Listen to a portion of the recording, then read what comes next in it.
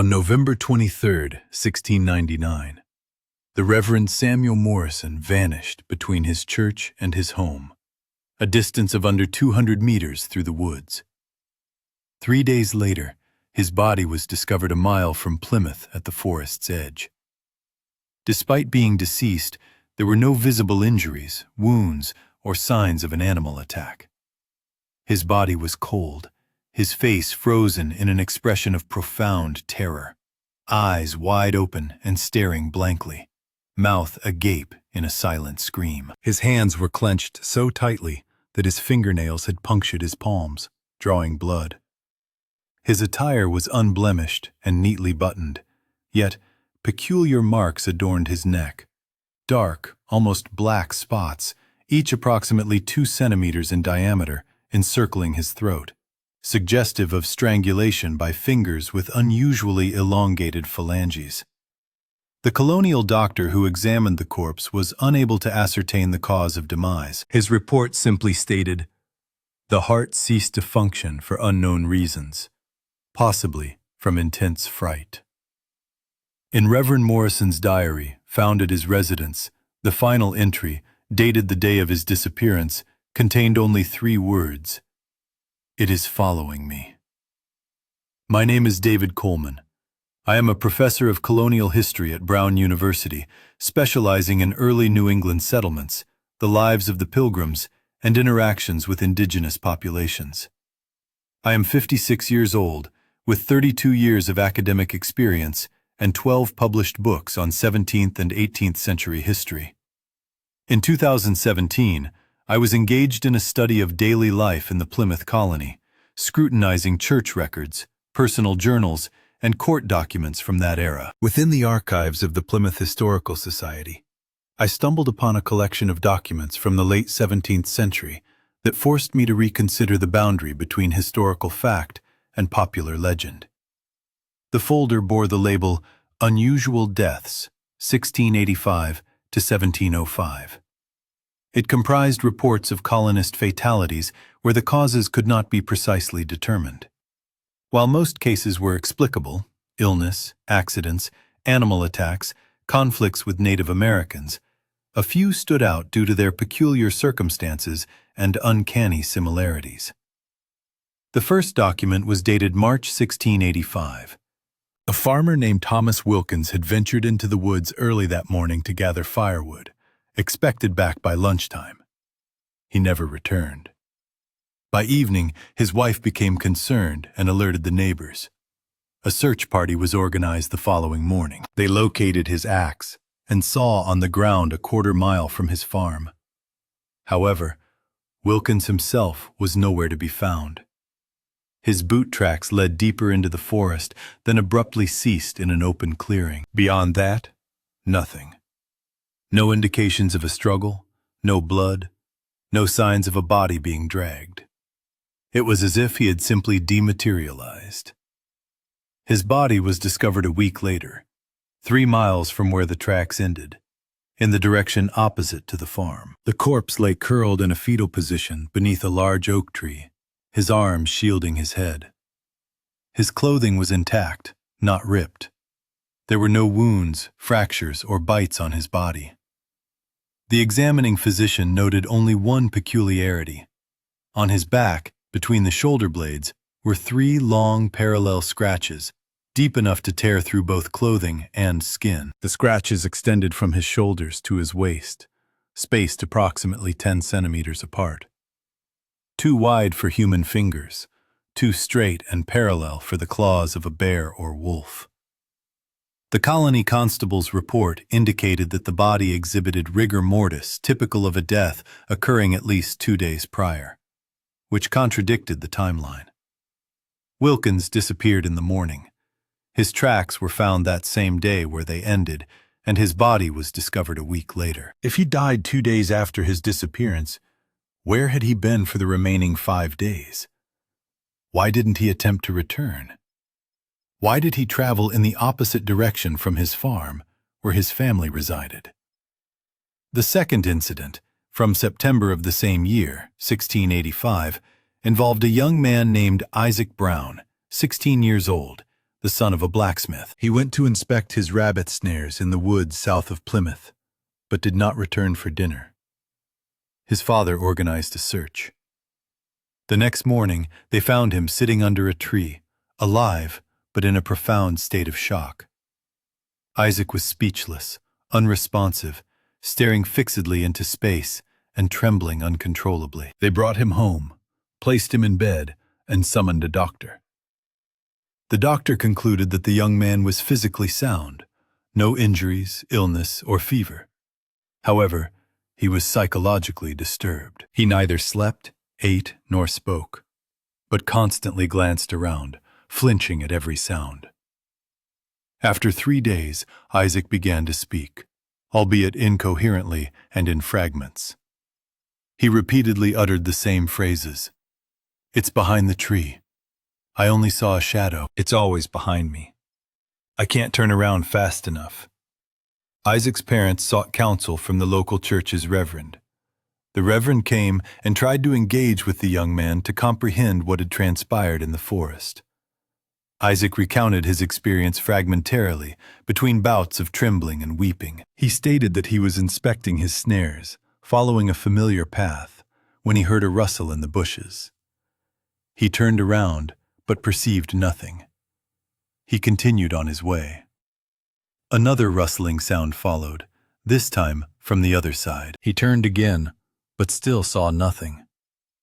He sensed he was being watched. He quickened his pace. The rustling pursued him, always behind or to the side. Yet when he turned, there was never anything there. Isaac began to run. The rustling intensified, tracking him, drawing nearer. He glanced back over his shoulder several times as he fled. Once, he glimpsed something. A tall, dark shadow flickering between the trees. Too tall for a human, too slender, moving in a manner unlike people. It wasn't running, but seemed to glide, instantly transitioning from tree to tree without any visible movement. Isaac ran until he tripped, fell, and struck his head on a rock. He lost consciousness. When he awoke, it was already daylight, and he lay beneath a tree. He rose and surveyed his surroundings. He was alone in the silent forest, with no rustling, no shadows, yet the sensation of being watched persisted. He dared not move. He remained under the tree, paralyzed by fear, until he was discovered the following morning. The Reverend documented this account and noted it in the church records as a potential case of insanity brought on by fear of encountering wild animals. However, in a private marginal note in his diary, the Reverend penned, "The young man describes something the Wampanoag Indians speak of. They call it the one who hides. They are reluctant to discuss it openly, only in veiled references. They claim it inhabits ancient forests and preys on those who walk alone. It always remains unseen, concealing itself behind trees and maneuvering within blind spots. I do not credit the superstitions of heathens, yet the young man's narrative disquiets me." Isaac Brown never fully recovered. He refused to enter the forest, even approaching its edge. He feared solitude. He constantly looked over his shoulder, checking for anything behind him. 6 months later, the family relocated to Boston, where there was a larger population and fewer forests. Isaac's subsequent fate remains unknown. The third case is that of Reverend Samuel Morrison from November 1699. This incident was the most extensively documented because the victim was a prominent community member, an educated man, and the author of numerous church documents.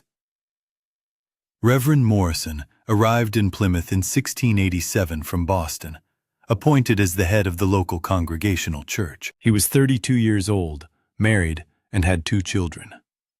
Educated at Harvard, he was a member of its inaugural class, a rational individual, skeptical of superstitions. He adhered to strict Puritan doctrine, which deemed most folk beliefs as pagan superstitions. In his daily journals, Morrison repeatedly censured the colonists for their belief in various omens, forest spirits, and witches. When, in 1692, several Plymouth residents reported unusual sounds in the forest and shadows moving amidst the trees, Morrison delivered a sermon explaining that forests teemed with wild animals that generated noises, and the play of light through the foliage created illusory movements. He urged his parishioners to rely on the reason bestowed upon them by God, rather than on fears instilled by the devil. However, in the fall of 1699, entries began to appear in Morrison's diary, whose tone gradually shifted from rational confidence to growing anxiety. The first entry is dated November 5th. Morrison wrote that he was returning in the evening from a sick parishioner's home, walking through the forest along a familiar path. The sun had already set, and darkness was gathering. He heard the sound of a branch breaking behind him. He turned around and shone his flashlight, but saw no one. He attributed it to a deer or a raccoon. He continued on his way. A minute later, he heard the sound again, this time from the side. He shone his flashlight again. Nothing. He quickened his pace, feeling an inexplicable unease. He reached home without incident, but for the remainder of the evening, he couldn't shake the sensation that someone had been following him through the woods. Entry for November 9th. Morrison was traversing the forest again in the evening. This time he heard not only the rustling of branches, but also something akin to heavy, deep breathing emanating from somewhere to the side, 10 to 15 meters away. He paused and listened. The breathing ceased. He stood motionless for a minute. Silence. He took a step forward. The breathing resumed, now a little further away, but still from the side. It moved in sync with him. Morrison described how he attempted to locate the source of the sound, shining his flashlight in all directions, but the trees were dense, the shadows profound, and he could discern nothing. He hastened his pace to almost a run. The measured breathing persisted, maintaining a careful distance. He burst from the woods into his home, slamming and locking the door. The sound ceased at the forest's edge, as if halted by an invisible barrier, reluctant to venture into the open. In this log entry, Morrison, for the first time, voiced doubts about his logical explanations. He noted that the breathing wasn't animalistic, not like a deer, a bear, or even a human. It was too profound, too measured, too deliberate. The entry concluded with a prayer, imploring divine protection from the devil's enticements to imagine the unreal. November 14th. Morrison recorded his growing reluctance to traverse the forest after sunset, striving to complete parish visits before dusk. However, on this particular day, extending his duties forced him into the twilight. This time, the presence was more animated.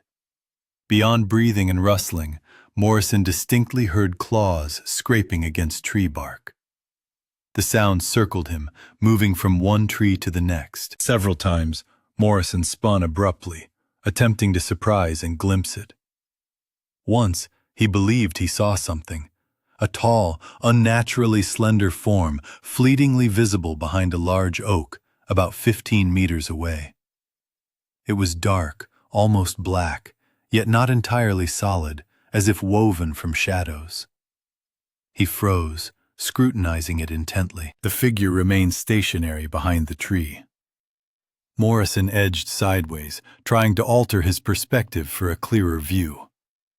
The figure mirrored his movement, staying concealed behind the trunk, as though it anticipated his gaze and moved with precise calculation to always remain within his blind spot. Morrison stood for a few moments, then slowly began to retreat, his eyes fixed on the tree. The figure did not overtly pursue him. However, when Morrison glanced over his shoulder to check his path, a swift rustle came from the other side, as if something had moved closer, seizing the opportunity while his attention was diverted. Morrison fled. He ran without glancing back until he reached his dwelling. The entry concluded with lines penned in a trembling hand. I cannot rationalize what I witnessed. It defies logic, but I saw it. Lord, fortify my conviction and safeguard me from evil. November 18th. Morrison resolved to confront his fears during daylight hours. He entered the woods at noon on a clear day, equipped with a lantern, a Bible, and a cane. He arrived at the location where he had seen the entity and examined the tree.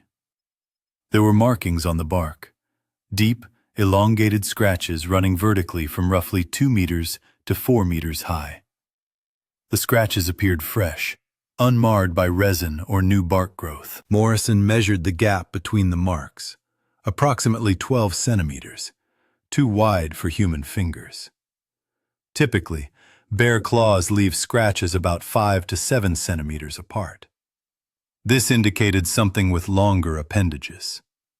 Morrison inspected the ground around the tree, finding no tracks. The earth was dry and compacted with fallen leaves, but not so firm as to completely prevent imprints. Any creature weighing over 20 kilograms would have left evidence, yet there was none. Morrison spent about an hour in the forest, surveying a 100-meter radius. He discovered several more trees bearing similar scratches. He also noted something peculiar. On small patches of ground, about 1 meter in diameter, the grass lay flattened, as if something had stood there for an extended period. Yet there were no indications of its arrival or departure. It was as if something had materialized on the spot, lingered, and then vanished. Upon returning home, Morrison recorded his observations, then added, "I have decided to consult with the Indians. They have known these woods longer than we have. Perhaps they have encountered such a creature and are aware of its habits, its defensive measures." November 20th. Morrison sought out Metacom, a Wampanoag tribal elder of about 70 years who resided near Plymouth and spoke English haltingly. Morrison recounted his experiences to him, the sounds, the shadowy figure, the scratches on the trees. Metacom listened in silence, his expression growing increasingly grave. When Morrison concluded, Metacom was quiet for a prolonged moment before speaking, choosing his words carefully. He stated that white people use various names for this creature, but none truly capture its essence. The Native Americans call it Pokeet, which roughly translates to the one who hides behind. The creature is ancient, having dwelled in the deep forests since their inception. It preys on solitary travelers, especially at dusk or dawn, when light is uncertain and shadows are long. It never fully reveals itself, consistently remaining within the shadows, behind a tree, or amidst dense foliage. It moves within the blind spots of human perception. When a victim looks forward, the creature is behind. When the victim turns, it moves to the side or ahead with impossible swiftness. It can track its prey for hours without attacking, content to observe, study, and instill fear. Metacom explained that the creature subsists on fear. It doesn't kill immediately. It pursues, allowing the victim to sense its presence but never fully see it. It drives the victim into a panic, compelling them to run, to become disoriented in the forest, and to exhaust themselves. When the victim is weakened, spent, and hopeless, the creature approaches. Yet even then it remains partially concealed. It stays within the shadows. The victim feels a touch, cold and hard as stone, but cannot see what is making contact. Death results from terror, from cardiac arrest, not from physical injury. Morrison inquired about protection and avoidance. Metacom responded that the creature shuns open spaces, fire, and large gatherings of people. It targets only solitary individuals. If one must walk through the forest alone, proceed briskly, without stopping or looking back. If a rustle is heard from behind, do not turn around. Continue forward, accelerate, and exit the forest as swiftly as possible. Attempting to see it will only draw its attention. Display fear, and it will commence its hunt in earnest. Morrison asked Metacom if he believed this creature was physical, a tangible entity, or a spirit or demon. Metacom replied that the distinction between the physical and the spiritual is not as clear-cut as white people perceive it. The creature is real enough to leave scratches on trees and to kill a person.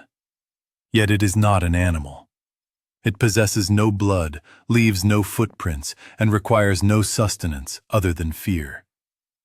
It is something suspended between a beast and a shadow. Morrison thanked Metacom and returned home. He meticulously recorded their conversation in his diary, then added, "I am uncertain whether to credit the words of a pagan. My faith teaches that demons exist, but they tempt the soul. They do not stalk forests.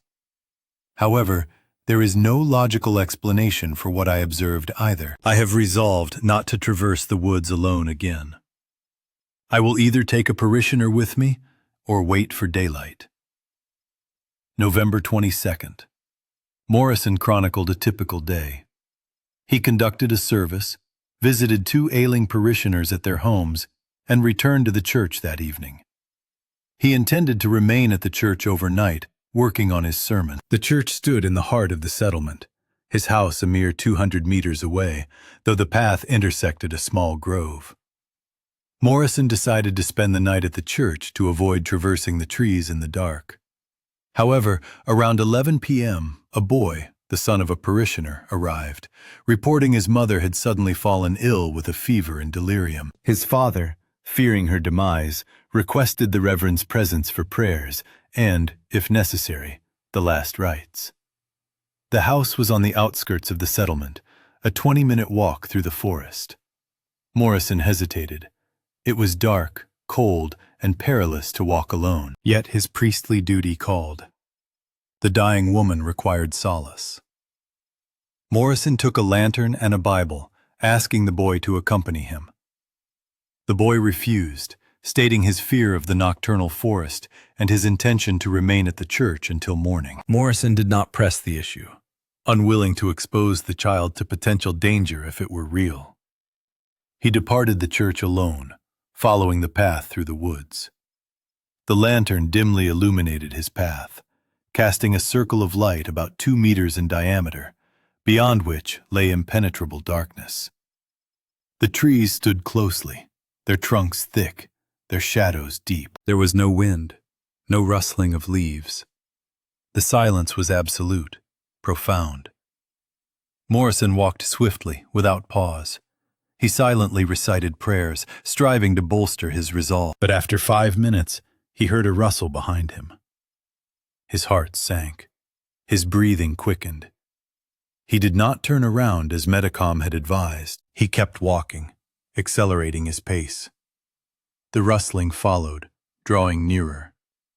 Morrison sensed something moving parallel to him in the shadows of the trees, maintaining a distance of about 10 meters. He quickened his pace even further, almost running. The rustling intensified into clear sounds of movement, breaking branches, rustling leaves, heavy breathing. Morrison could bear it no longer. He spun around and shone his lantern behind him. In the beam of light, 15 meters behind him, between 2 trees, stood a figure. Tall, about 3 meters, unnaturally slender, with disproportionately long limbs. Dark, almost merging with the shadows, yet not entirely. The head was elongated, devoid of visible facial features, or perhaps the features were so indistinct that they could not be discerned from that distance. Morrison stood motionless, holding his breath, staring at the figure.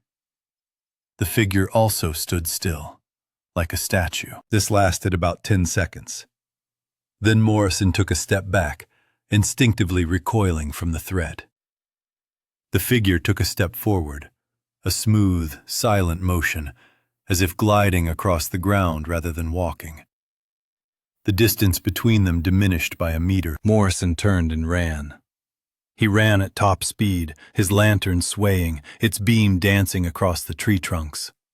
The sounds of pursuit echoed behind him, not footsteps, but a dragging, whispering noise, like something enormous tearing through the undergrowth with incredible velocity, ripping bark and snapping branches. Morrison's diary entry abruptly halted mid-word. The final lines read, "Running, it's following. I see the house directly ahead. Only 200 meters. So close. I hear breathing just behind me. Extremely close. Cannot run any faster. It." That was the abrupt end. Morrison never reached the ailing parishioner's home.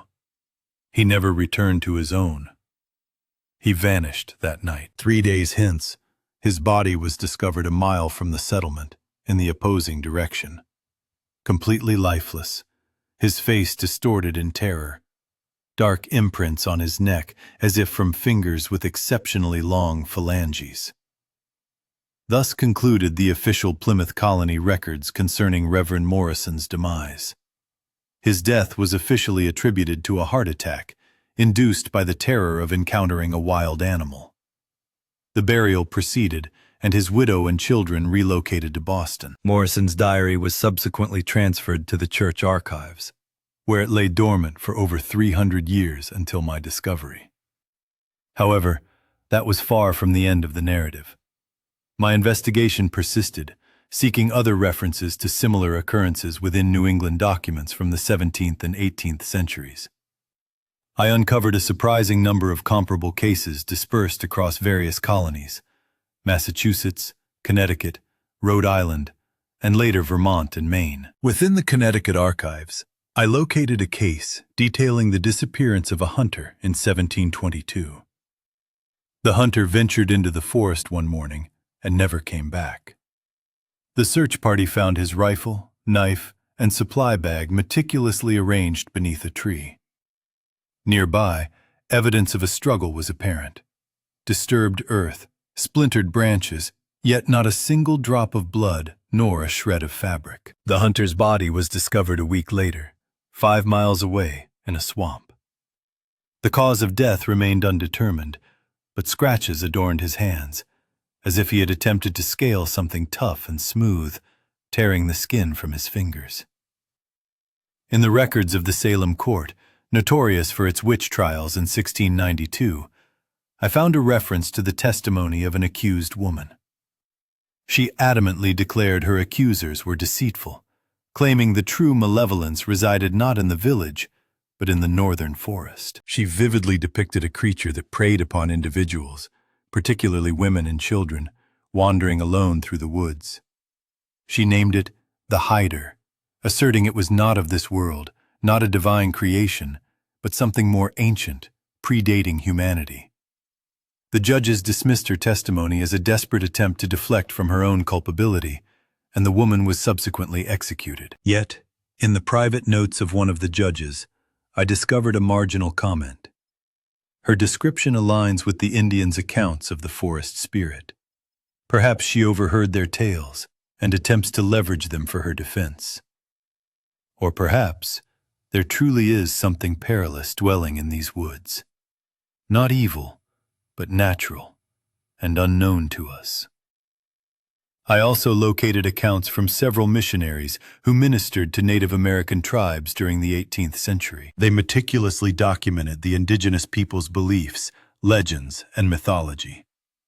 In the writings of missionary John Eliot, who worked with Massachusetts tribes in the mid-18th century, a complete chapter was dedicated to a creature known by various names in different native languages, yet consistently described in similar terms.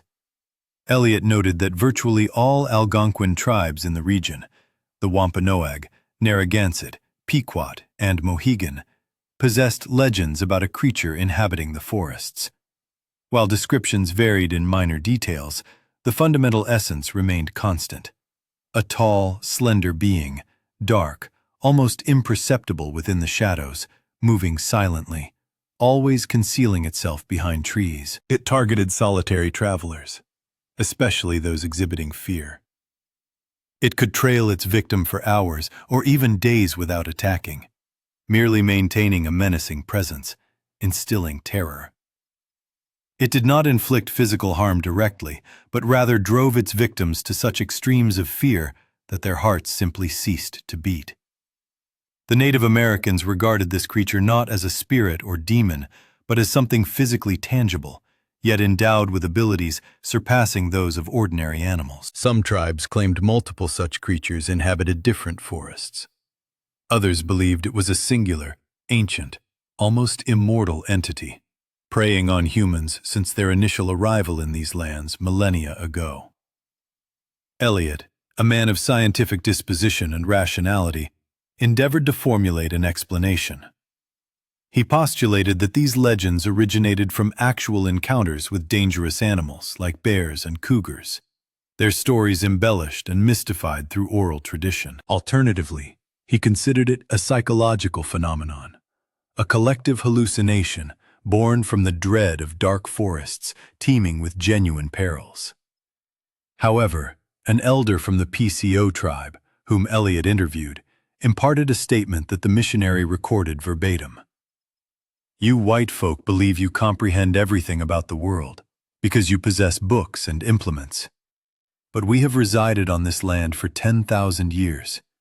We know what lurks in the profound depths of the forests, in places untouched by sunlight, where the earth is ancient and recalls the epoch before humans. There exist beings your science cannot elucidate, for they defy your classifications. The hider is one such being. It is real. It kills, and it will never perish, for its existence is unlike that of ordinary creatures." Eliot duly noted this, though he added a footnote indicating he perceived the elder's words as a poetic metaphor rather than a literal assertion. I devoted 3 years to gathering this information from dozens of archives across New England. I compiled a database of documented cases, identifying 42 instances between 1630 and 1870 that perfectly aligned with the pattern. A lone individual disappearing or dying in the woods under inexplicable circumstances, often exhibiting signs of profound terror, yet without visible injuries or a clear cause of death. All these incidents occurred in the wooded regions of New England. The majority were within Massachusetts, particularly around Plymouth, Salem, and the colony's interior. In every case, the victim was alone at the time of the attack or disappearance. Almost all incidents transpired under conditions of limited visibility, twilight, fog, or dense forest. I sought to find contemporary cases exhibiting similar characteristics. I found several, though the terminology has evolved. What was once called the forest spirit, or the hiding one in the 17th century, became, in the 20th century, part of American folklore under the designation Hidebehind. According to some sources, this term first emerged among lumberjacks in Wisconsin and Minnesota in the 19th century. Yet, descriptions of the creature mirrored those found in 17th century New England documents. Lumberjacks recounted a creature inhabiting the deepest parts of the forest, perpetually concealed behind trees, impossible to see directly. Should one turn to look, it would have already repositioned itself behind another tree. It was described as tall, slender, and dark, making no sound save for an occasional rustle or breath. It preyed upon lone lumberjacks, especially those who had fallen behind their groups. In the 20th century, these stories were widely considered jests, fabrications by lumberjacks intended to frighten newcomers. They became part of American folklore, akin to Paul Bunyan or the jackalope, mythical creatures with no connection to reality. However, I discovered several modern cases of disappearances in the forests of New England that adhered to the ancient pattern. In 1978, a tourist vanished in the forests of Vermont. His tent, backpack, and all his gear were found undisturbed. The hiker himself was discovered a week later, 8 miles away, deceased, with no visible injuries. The medical examiner determined the cause of death to be cardiac arrest, possibly due to hypothermia, despite the temperature at the time being moderate, around 15 degrees Celsius. In 2003, a female photographer disappeared in the woods of Maine. After a 2-week search, her camera was found discarded on the ground, its lens shattered. The camera's memory card contained her final photographs. It comprised a sequence of images of trees, captured at intervals of a few seconds. The initial pictures revealed nothing unusual, simply the forest, tree trunks, foliage. In subsequent shots, deep within the frame, barely discernible in the shadows between the trees, was a dark, vertical form.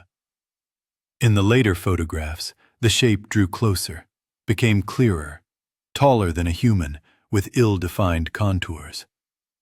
The very last photo was blurred, as if the camera had been shaken or moved abruptly during exposure. Only darkness and something resembling a long, slender appendage extending toward the lens were visible. The woman's body was found a month later, 15 miles from where the camera was dropped. The cause of death was attributed to exposure, hypothermia. Yet, the temperature at that time was above freezing, and there was no rain. Logically, she should have survived. She should have found her way out. Search efforts included helicopters and dogs. But she had ventured deeper into the forest, away from civilization, as if fleeing something that had pursued her for weeks until her strength was utterly depleted. I contacted rangers in New England's national parks and put forth some informal inquiries. Several consented to speak anonymously.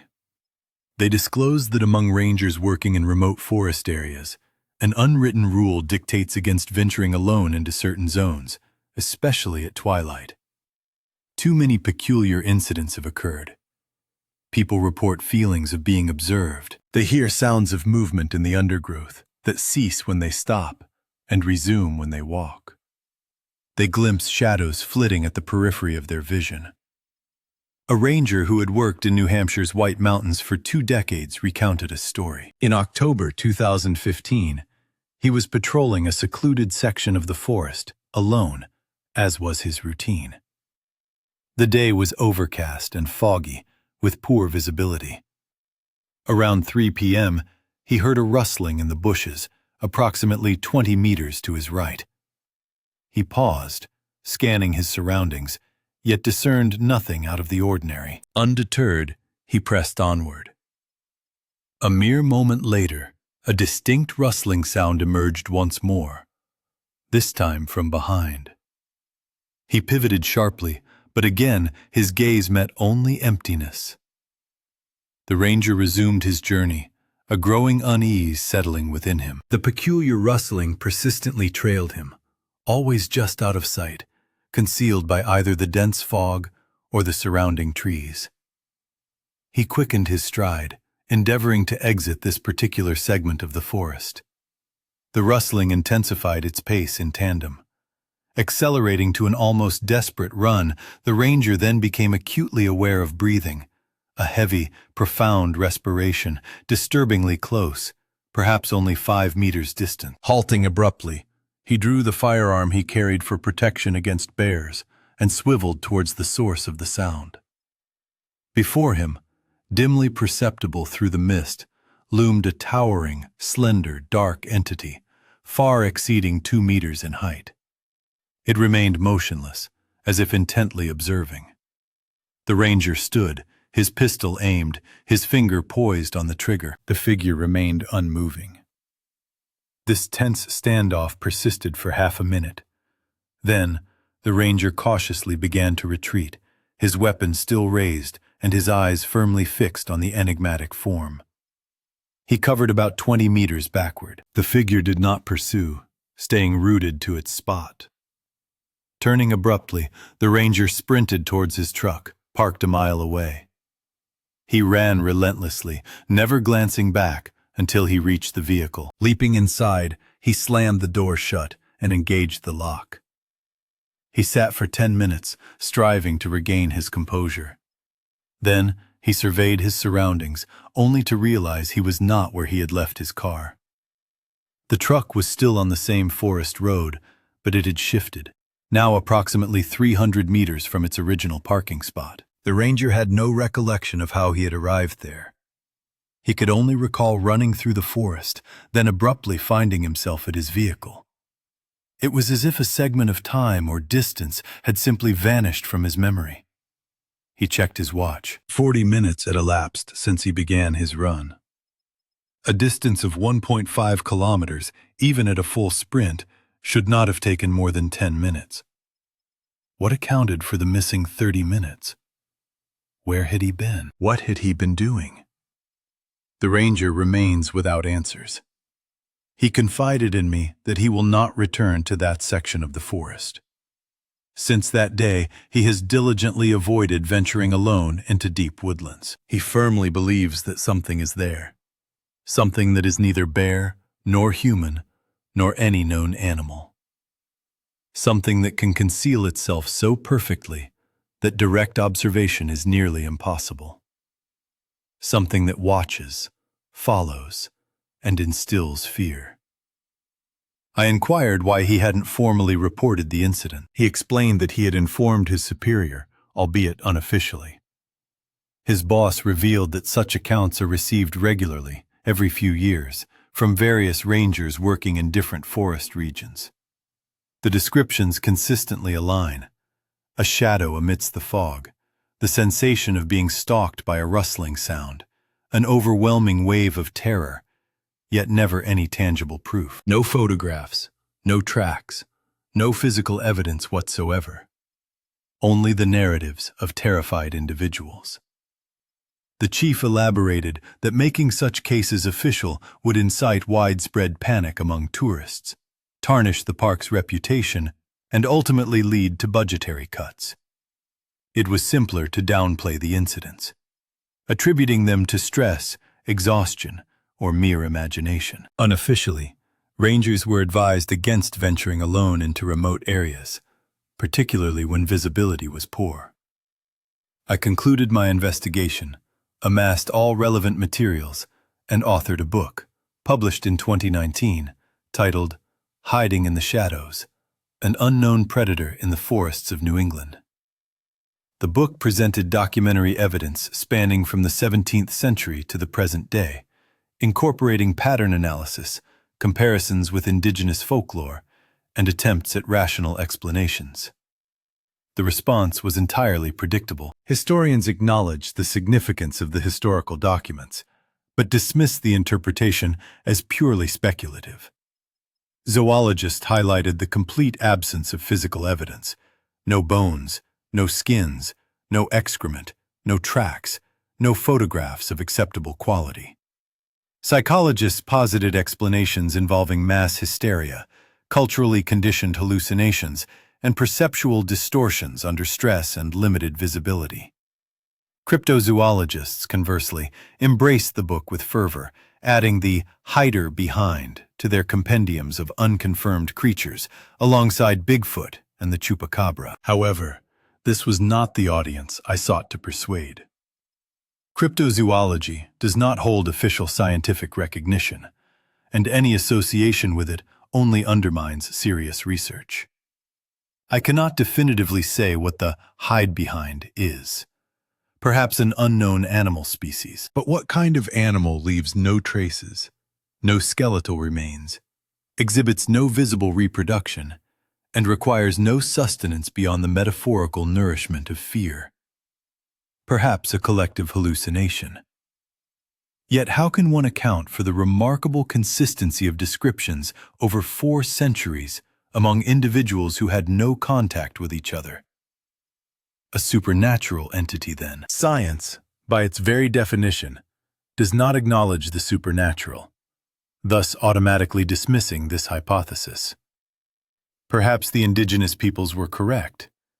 Perhaps there exist beings that defy our neat categories of living and non-living, physical and spiritual. Perhaps in the ancient forests, on land inhabited by humans for tens of millennia, something has accumulated that our current tools and theories cannot comprehend.